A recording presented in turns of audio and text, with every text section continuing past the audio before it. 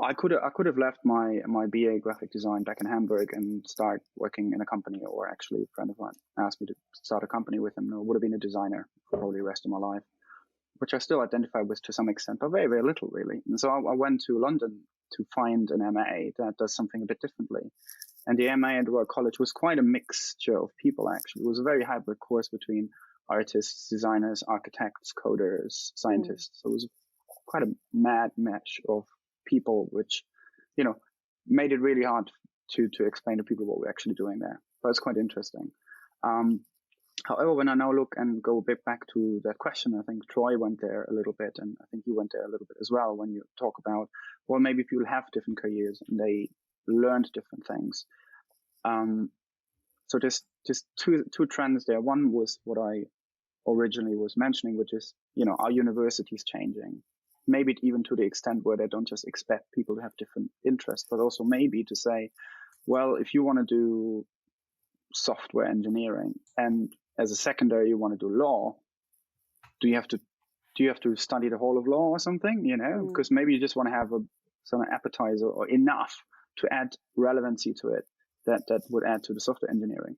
The other part's also that that's as well been happening over the last couple of years. Here and there, you can hear that some of the big companies stop requiring college degrees for people to work there, because they found, and I think McKinsey or someone went there and said, about 60 to 70% of what you know about your job, you learn at your job. You're going to get basics out of your college. That's about it. Any specialization is becoming a bit irrelevant, really, to some extent, So what's your view on those kind of tendencies? Well, you're speaking to someone who used to work in higher ed, and I am a great reformer. I just want to kind of blow it all up and start over. Yeah. And I listen a lot to this guy named Scott Galloway, who's a professor at NYU, and just is talking I about the just great finished the Professor Scott Galloway strategy sprint. I just finished the 2-week how strategy was sprint. that? It was Yeah. intense, and I didn't mean to Yeah. interrupt, but go on. He's pretty phenomenal the way his brain works. I love his podcast and his newsletter. And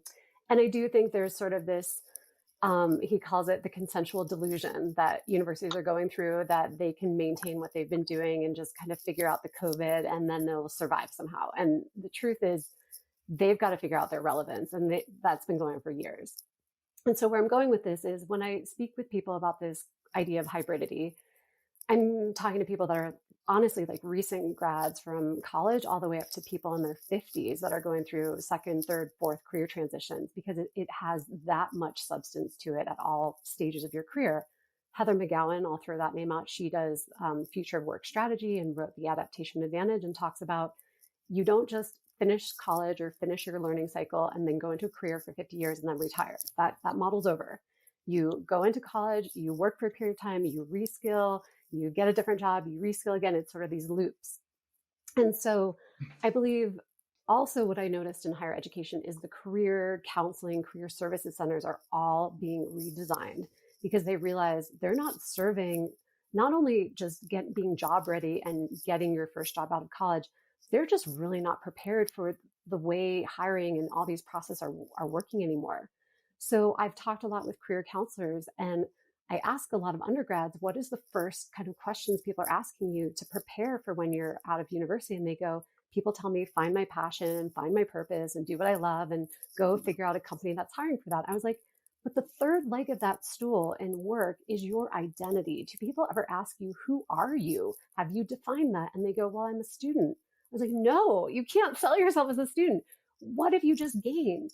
And to your point, Marcus, it's this idea of like, what was your major? What was your minor? What were your extracurriculars? Were you a leader of student government, or had a side gig? Suddenly you have 5 or 6 identities right there that as a student, it's like your pre-professional identity is how I'm talking about that with them. And they still have hybridity to represent and own their multifacetedness in their early 20s.